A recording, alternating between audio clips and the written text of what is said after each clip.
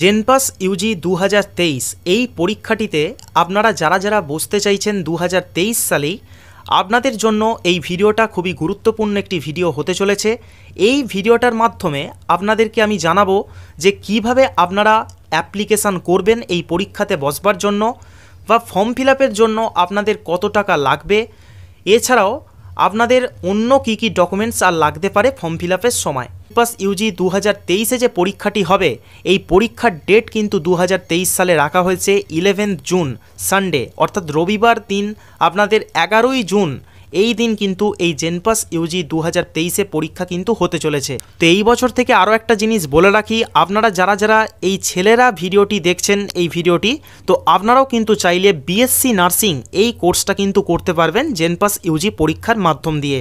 তো আশা করছি এইটা নিয়ে অনেক দিন ধরেই আপনাদের কোশ্চেন ছিল এবং আরও একটা যে কোশ্চেন আছে যে যারা যারা 2023 সালে আপনারা এইচএস দেবেন, তো আপনারা কি এই জেনপাস ইউজি 2023 পরীক্ষাতে বসতে পারবেন? তো সবটা কিন্তু জানাবো এই ভিডিওটাতেই। তো ভিডিওটি শেষ পর্যন্ত দেখতে থাকুন, আশা করছি আপনাদের অনেকটাই উপকারে আসবে। বিশেষ করে যারা ফিমেল ক্যান্ডিডেট এই ভিডিওটি যারা যারা দেখছেন বা যারা যারা বিএসসি নার্সিং করতে চাইছেন একদম সরকারি কলেজ থেকে, তো বলে রাখি এই জেনপাস ইউজির মাধ্যম দিয়ে বা পরীক্ষায় ভালো র্যাঙ্ক করবার পর আপনারা ভালো ভালো গভর্নমেন্ট কলেজ থেকে, আমাদের ওয়েস্ট বেঙ্গলে যেসব গভর্নমেন্ট কলেজ রয়েছে তো সেই কলেজ থেকে আপনারা বিএসসি নার্সিং করতে পারবেন। এছাড়া অনেক প্রাইভেটও কলেজ রয়েছে, আপনারা চাইলে সেখান থেকেও কিন্তু বিএসসি নার্সিং করতে পারবেন। তো জেনপাস ইউজি পরীক্ষা দিয়ে আপনাদের বিএসসি নার্সিং ছাড়াও আরও 9টা কোর্স কিন্তু জেনপাস ইউজির মাধ্যম দিয়ে করানো হয়ে থাকে বা অ্যাডমিশান করানো হয়ে থাকে আমাদের ওয়েস্ট বেঙ্গলে। সেগুলো হচ্ছে BPT, BMLT, BSc CCT, BSc OTT, BSc PT, BSc PA অর্থাৎ ফিজিশিয়ান অ্যাসিস্ট্যান্ট, এই কোর্সটাও কিন্তু জেনপাস ইউজি পরীক্ষার মাধ্যম দিয়েই করানো হয়ে থাকে। এছাড়াও রয়েছে বিএসসি, এমএমবি, বিভিএসও, বিএইচএ অর্থাৎ বিএইচএ এটা হচ্ছে ব্যাচেলার ইন হসপিটাল অ্যাডমিনিস্ট্রেশন। এগুলো আপনারা ইনফরমেশান বুলেটিন চেক করলে পেয়ে যাবেন। তো এখানের মধ্যে থেকে যারা যারা বিএসসি নার্সিং করতে চাইছেন বা যারা প্যারামেডিক্যাল কোর্সেতে আসতে চাইছেন, তো আপনাদের মধ্যে থেকে আপনারা বিএমএলটি করতে পারেন, বিএসসি সিসিটি, বিএসসি ওটিটি, এই কোর্সগুলোর ডিমান্ড কিন্তু সবথেকে বেশি। এছাড়াও আরও যেসব কোর্সগুলি করানো হয়ে থাকে প্রত্যেকটা কোর্সই কিন্তু ভালো।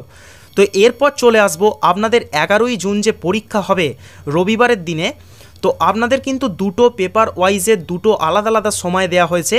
অর্থাৎ পেপার 1 যখন আপনারা অ্যাপ্লিকেশানের সময় সিলেক্ট করবেন বা আপনারা যারা পরীক্ষা দেবেন, এটা কিন্তু বিএইচএ কোর্স ছাড়া আদার্স যে সমস্ত কোর্সগুলো করানো হয়ে থাকে সেগুলোর জন্য আপনারা কিন্তু পরীক্ষা দিতে পারবেন। এটার জন্য যে আপনাদের সময়টা রাখা হয়েছে সেটা হচ্ছে 11টা থেকে 12:30 পর্যন্ত, এবং পেপার 2 যারা দেবেন অর্থাৎ যারা বিএইচএ কোর্সটার জন্য যারা পরীক্ষায় বসতে চলেছেন আপনাদের কিন্তু সময়টা রাখা হয়েছে 2টো থেকে 3:30 পর্যন্ত। তো এটা কিন্তু ভালো করে খেয়াল করে রাখবেন, যারা যারা পেপার 1 দেবেন আপনাদের কিন্তু সময় আলাদা, এবং যারা যারা পেপার 2 এর জন্য পরীক্ষায় বসতে চলেছেন আপনাদের কিন্তু আলাদা সময়সূচি কিন্তু দেয়া হয়েছে। তো আশা করছি আপনারা মোটামুটি বুঝে গেলেন যে আপনাদের কিভাবে কি পরীক্ষা হবে বা এই পরীক্ষা দিয়ে কোন কোন কোর্স করা যায়। আপনাদেরকে যে জিনিসটা চলে আসবো সেটা হচ্ছে, দেখুন অল্প করে আপনাদেরকে একটু বলে রাখছি, আপনারা যারা যারা পেপার 1 দেবেন আপনাদের সাবজেক্ট থাকবে হচ্ছে physics, chemistry, biology, basic English এবং লজিক্যাল রিজনিং।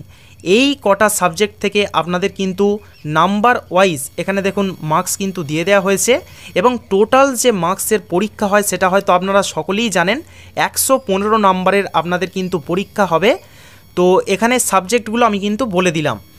এরপর পেপার 2 অর্থাৎ যারা বিএইচএ কোর্সের জন্য পরীক্ষা দিতে চাইছেন আপনাদের জন্য দেখুন বলে রাখছি physical science, mathematics, general knowledge, basic English এবং লজিক্যাল রিজনিং, এই কটা সাবজেক্ট নিয়ে কিন্তু আপনাদের পেপার 2 পরীক্ষাটি হবে, এবং এটারও সেম নাম্বার রয়েছে 115 নাম্বার। এরপরে চলে আসবো আপনাদের যে বিষয়টা সেটা হচ্ছে আপনাদের ফর্ম ফিল আপ করাবার জন্য আপনাদের এলিজিবিলিটি ক্রাইটেরিয়া কি থাকতে হবে। এটা দেখুন খুবই গুরুত্বপূর্ণ একটি পয়েন্ট, এটা কিন্তু অবশ্যই আপনারা দেখে নিন। যারা যারা অ্যাপ্লিকেশান করবেন আপনাদের কিন্তু ওয়েস্ট বেঙ্গলের বাসিন্দা হয়ে থাকতে হবে, এখানে দেখুন বলা হয়েছে। এরপরে আরও একটা গুরুত্বপূর্ণ যে জিনিসটা বলবো সেটা হচ্ছে যারা আপনারা অলরেডি উচ্চ মাধ্যমিক দিয়ে দিয়েছেন আগের বছরগুলিতে, বা যারা 2023 সালে উচ্চ মাধ্যমিক দেবেন, আপনারা কি এই পরীক্ষাতে ফর্ম ফিল আপ করতে পারবেন কি না, অনেকেই কিন্তু কোশ্চেন করেছিলেন। তো তার উত্তর দেখুন এখানেই কিন্তু রয়েছে। কি বলছে দেখুন, applicant must have passed already or must be appearing. তো এই যে এখানে যে জিনিসটা বলা হয়েছে অ্যাপিয়ারিং ইন 2023, অর্থাৎ যারা যারা আপনারা 2023-এ এইচএস পরীক্ষায় বসবেন, আপনারাও কিন্তু এই জেনপাস ইউজি 2023-এ যে পরীক্ষাটি হবে এটার ফর্ম ফিল আপ কিন্তু করতে পারবেন। তো আশা করছি এটার উত্তর কিন্তু পেয়ে গেলেন। এবং আরও একটা জিনিস দেখুন, আপনাদেরকে বলে রাখছি, যখন আপনারা অ্যাপ্লিকেশান করবেন তখন দুটো কিন্তু অপশান পাবেন। ওখানে অ্যাপিয়ারিং বলে একটি অপশান থাকবে, তো সেই অপশানটাকে যারা যারা এই বছরে এইচএস দেবেন আপনারা কিন্তু চুজ করবেন। এরপর দেখুন আরও একটা গুরুত্বপূর্ণ এলিজিবিলিটি ক্রাইটেরিয়া যেটা থাকে সেটা হচ্ছে আপনাদের মিনিমাম এজ 17 হতে হবে 31/12/2023 এই ডেটকে ক্যালকুলেট করে। তো আশা করছি আপনাদের গুরুত্বপূর্ণ যে এলিজিবিলিটি ক্রাইটেরিয়ার ব্যাপারটা আশা করছি আপনাদেরকে জানাতে পেরেছি এবং আপনারা আশা করছি বুঝতে পেরেছেন। এরপর চলে আসছি আপনাদের কোর্সের ব্যাপারে, অ্যাডমিশানের ব্যাপারে, কারা কারা কোন কোর্সেতে অ্যাডমিশান নিতে পারবেন বা কোন কোন কলেজে নিতে পারবেন সেটা দেখুন বিস্তারিতভাবে আপনাদেরকে একটু বলে দিই। তো দেখুন ফার্স্টেই যে কথাটা আপনাদেরকে বলবো সেটা হচ্ছে যারা যারা আপনারা ফিমেল ক্যান্ডিডেট এই ভিডিওটি দেখছেন, এটা কিন্তু খুবই গুরুত্বপূর্ণ একটি পয়েন্ট। অবশ্যই এই জায়গাটা ভালো করে কিন্তু দেখবেন এবং এইখানটা না দেখলে আপনারা কিন্তু খুব একটা বড় জিনিস কিন্তু মিস করে ফেলবেন। তো যারা যারা ফিমেল ক্যান্ডিডেট মূলত বিএসসি নার্সিং কোর্স করতে চাইছেন, আপনারা কিন্তু একদম সরকারি কলেজ থেকে করতে পারবেন জেনপাস ইউজি 2023-এ পরীক্ষাটি দেওয়ার মাধ্যমে। এবং যারা যারা মেল ক্যান্ডিডেট এই ভিডিওটি দেখছেন এবং যারা মেল ক্যান্ডিডেট হয়ে থাকলেও ইচ্ছা রয়েছে বিএসসি নার্সিং কোর্স করবার, তো আপনারা কিন্তু গভর্নমেন্ট কলেজ থেকে বিএসসি নার্সিং কোর্স করতে পারবেন না। দেখুন এখানে স্পষ্টভাবে বলা হয়েছে both male and female candidates are eligible for admission in BSc nursing course in private colleges under JENPAS UG 2023। তো এই যে দেখুন বলা হয়েছে 2023-র জন্য জেনপাস ইউজি পরীক্ষার মাধ্যম দিয়ে যারা যারা মেল ক্যান্ডিডেটরা বিএসসি নার্সিং করতে চাইছেন আপনারা কিন্তু সরকারি কলেজ থেকে কোর্সটি করতে পারবেন না, আপনাদেরকে কিন্তু প্রাইভেট কলেজ থেকে করতে হবে। এই ব্যাপারটাকে কিন্তু মাথাতে রাখবেন। এবং দেখুন বলে রাখি, আদার্স যে সমস্ত প্যারামেডিক্যাল কোর্সগুলো করানো হয়ে থাকে যেগুলোর কথা আপনাদেরকে বললাম, তো সেই কোর্সগুলি যদি কোনো আপনারা ফিমেল ক্যান্ডিডেট এই ভিডিওটি দেখছেন বা মেল ক্যান্ডিডেট এই ভিডিওটি দেখছেন, আপনারা কিন্তু উভয়ই যে সমস্ত কোর্সগুলি করানো হয়ে থাকে বিএসসি নার্সিং ছাড়া প্যারামেডিক্যালের যে কোর্সগুলো, সেগুলো কিন্তু আপনারা গভর্নমেন্ট এবং প্রাইভেট এই দুটো কলেজ থেকেই কিন্তু করতে পারবেন। তো আশা করছি এইখানের ব্যাপারটা আপনারা বুঝতে পেরেছেন। এরপরও যদি আপনাদের কোনো কোশ্চেন থাকে কমেন্ট বক্সে এসে কমেন্ট করবেন, আমি আপনাদেরকে রিপ্লাই দেওয়ার কিন্তু চেষ্টা করব। তো আশা করছি এই ব্যাপারটা আপনাদেরকে ক্লিয়ার করতে পেরেছি। এরপর হচ্ছে অনেকে জিজ্ঞাসা করেন যে এজ লিমিট কি আছে। তো দেখুন এজ লিমিট যেটা রয়েছে নার্সিংয়ের ক্ষেত্রে বিশেষ করে বলে রাখছি 35 বছর আপনাদের তার বেশি যেন না হয়। এবং যে সমস্ত প্যারামেডিক্যাল কোর্সগুলো আছে যেমন বিএমএলটি, সিসিটি, ওটিটি, এগুলোর জন্য আপনাদের 40 বছর পর্যন্ত কিন্তু কোর্স আপনারা করতে পারবেন। যাদের বয়স 40-এর বেশি হয়ে গেছে আপনারা কিন্তু আর কোর্স করতে পারবেন না। তো একমাত্র বিপিটির ক্ষেত্রে এখানে কিন্তু কোনো এজ লিমিট রাখা নেই। তো এই কোর্সটি কিন্তু আপনাদের যারা যারা করতে চাইছেন আপনারা কিন্তু করতে পারেন। এরপরে চলে আসবো আপনারা যে ফর্ম ফিল আপ করবেন, আপনাদের ফর্ম ফিল আপ কীভাবে হবে বা কি কি করতে হবে। দেখুন তার জন্য একটু বিস্তারিতভাবে বলে রাখছি, যেটা বলে রাখলে আপনারা কিন্তু ফর্ম ফিল আপের সময় আপনাদের অনেকটাই উপকারে আসবে। তো ফার্স্টে দেখুন আপনাদের অ্যাপ্লিকেশান করবার আগে রেজিস্ট্রেশন করতে হয়। রেজিস্ট্রেশনে আপনাদের নাম, বাবার নাম, মায়ের নাম, ডেট অফ বার্থ, জেন্ডার এগুলো কিন্তু একদম ঠিকঠাকভাবে দেবেন এবং ডোমিসাইল এগুলো কিন্তু ঠিকঠাকভাবে একদম ফিল আপ করবেন। তারপরে ওখানে অ্যাপ্লিকেশানের সময় আপনাদের কিন্তু ফোন নাম্বার দিতে হয়, ইমেল দিতে হয়। তো সেই নাম্বারে কিন্তু একটা এসএমএস আসবে। তো সেই এসএমএসটা দিয়ে কিন্তু আপনারা চেক করে নিতে পারবেন যে সব কিছু আপনাদের ঠিকঠাক আছে কি না, বা আপনাদের ফোন নাম্বারটাকে কিন্তু ভ্যালিড করা হয় ওখানে অ্যাপ্লিকেশান করবার সময়।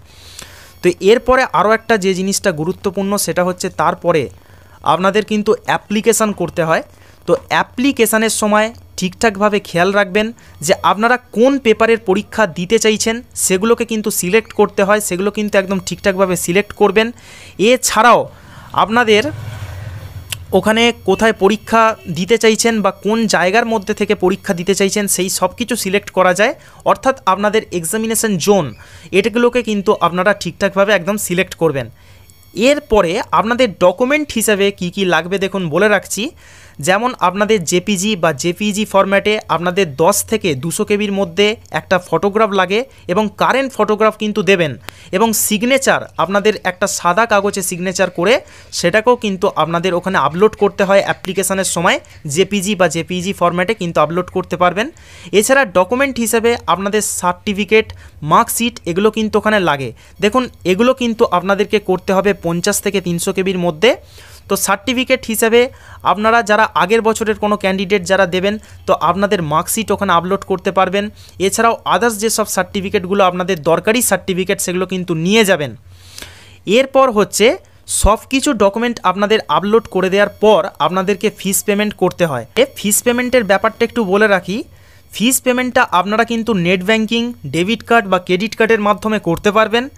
এবং আপনারা যারা যারা পেপার 1 এবং পেপার 2 এই দুটো পেপার আলাদা আলাদাভাবে দিতে চাইছেন আপনারা কিন্তু 500 টাকা আপনাদের দরকার পড়বে যদি জেনারেল ক্যান্ডিডেট হয়ে থাকেন, এবং 400 টাকা আপনারা যারা যারা রয়েছেন SC ST OBC A OBC B আপনারা কিন্তু দিতে পারবেন। এবং যারা বোথ পেপার অর্থাৎ BHA কোর্সও যারা যারা করতে চাইছেন এবং আদার্স যে সমস্ত কোর্সের জন্য পেপার 1 যে পরীক্ষা হবে তো এই দুটো পেপারই যারা দিতে চাইছেন আপনাদের কিন্তু ফিস দিতে হবে 800 টাকা, এবং SC ST OBC A OBC B candidate হয়ে থাকলে 650 টাকা আপনাদের কিন্তু দিতে হবে। তো আশা করছি ব্যাপারটা বুঝতে পারলেন। আরও একবার আপনাদেরকে বলে রাখছি, আপনারা যদি শুধুমাত্র একটি পেপার দিতে চান, ধরুন আপনারা কেউ পেপার 1 দিতে চাইছেন BSc নার্সিংয়ের জন্য বা আদার্স যে সমস্ত প্যারামেডিক্যাল কোর্সগুলি করানো হয়ে থাকে BHA কোর্স ছাড়া সেটার জন্য পেপার 1 দিতে চাইছেন, তো সেক্ষেত্রে আপনাদের কিন্তু 500 টাকা পে করতে হবে। এবং যারা অন্য আদার্স ক্যান্ডিডেট রয়েছেন SC ST OBC A OBC B যারা রয়েছেন আপনাদের কিন্তু 400 টাকা দিতে হবে। এবং যদি কেউ আপনারা দুটো পেপারই পরীক্ষাতে দিতে চান তো আপনাদের 800 টাকা ওখানে পে করতে হবে, এবং অন্যান্য ক্যান্ডিডেট হয়ে থাকলে 650 টাকা আপনাদের কিন্তু পে করতে হবে। তো আশা করছি এই জিনিসটা ক্লিয়ার করতে পেরেছি। এরপরও যদি কোনো কোশ্চেন থাকে আপনাদেরকে বারবার বলছি কমেন্ট বক্সে কিন্তু কমেন্ট করবেন।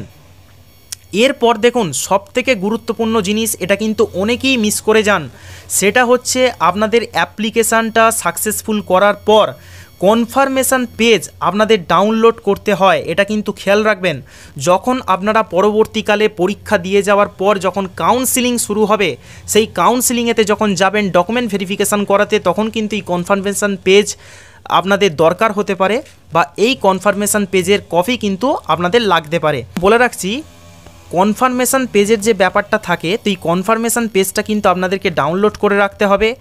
তো দেখুন এখানে একটি কথা বলা হয়েছে, application is not complete until the confirmation page is generated. তো যতক্ষণ না আপনার এই কনফার্মেশন পেজটা অ্যাপ্লিকেশানের পর যতক্ষণ না জেনারেট হচ্ছে, অর্থাৎ যতক্ষণ না ডাউনলোডের অপশান আপনারা পাচ্ছেন ততক্ষণ কিন্তু ধরে নেবেন যে আপনার অ্যাপ্লিকেশানটি জমা কিন্তু পড়েনি। তখনই জানবেন যে আপনাদের কনফার্মেশন পেজ আপনারা ডাউনলোড করতে পারছেন, তখনই কিন্তু জেনে নেবেন যে আপনাদের অ্যাপ্লিকেশান যেটা করেছেন আপনারা অনলাইনে সেটা কিন্তু সাকসেসফুলভাবে আপনাদের জমা পড়েছে। আশা করছি ব্যাপারটা আপনাদেরকে বুঝিয়ে দিলাম। তো দেখুন আর বেশি কিছু কিন্তু বলার নেই, ভিডিওটা আশা করছি অনেকটাই বড় হয়ে গেছে। তো যারা শেষ পর্যন্ত দেখলেন আশা করছি অনেকটাই উপকারে আপনাদের লাগবে। এরপরেও বলে রাখি, যদি আপনাদের কোথাও কোনো ভুল ভ্রান্তি হয়ে থাকে অনলাইনে অ্যাপ্লিকেশানের সময় সেগুলো কিন্তু পরে কারেকশানের ডেট দেওয়া হবে, সেই ডেটে কিন্তু আপনারা ঠিক করতে পারবেন। চেষ্টা করবেন যখন অ্যাপ্লিকেশান করবেন ঠান্ডা মাথায় আপনাদের নাম, বাবার নাম, মায়ের নাম এছাড়া আরও সব ডিটেলসগুলোকে একদম ঠান্ডা মাথায় ফিল আপ করবার, কোনো তাড়াহুড়ো করতে যাবেন না, সেক্ষেত্রে কিন্তু ভুল হয়ে যাওয়ার চান্স আপনাদের থাকবে। তো ভিডিওটা এই পর্যন্তই ছিল, ভালো লাগলে অবশ্যই লাইক শেয়ার করে দেবেন।